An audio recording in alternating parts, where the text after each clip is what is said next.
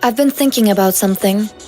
We have so many cool gadgets nowadays. iPads and laptops and smart mobile phones. So how come we can hardly ever use them at school? Who decides that we, the people who are supposed to learn, can't even use the tools we're most comfortable with?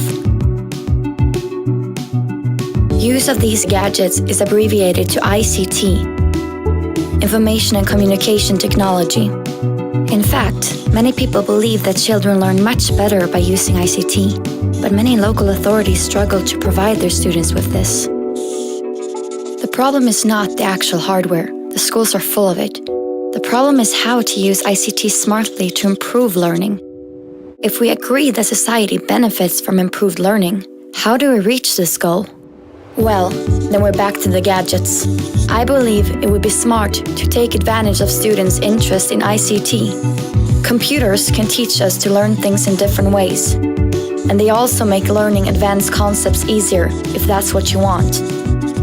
Imagine, instead of reading about DNA molecules and cramming in facts you don't really understand, why not visualize, simulate, and animate the DNA molecule? Wouldn't this make school more exciting? If you actually understand what you learn? How about math? Wouldn't learning improve if formulas were brought to life using dynamic graphs, rather than struggling with cryptic X's and Y's? And how about other subjects? Would it inspire us to have all the information in the world at our fingertips, just a few mouse clicks away? I think it would. I feel excited just thinking about it. But the curriculum itself is no guarantee, because nothing happens to those who don't follow it accurately. Therefore, it's probably more important to get the actual teachers into the idea of using ICT in their lessons. Could increased use of ICT in teacher training encourage teachers to use ICT in their own lessons?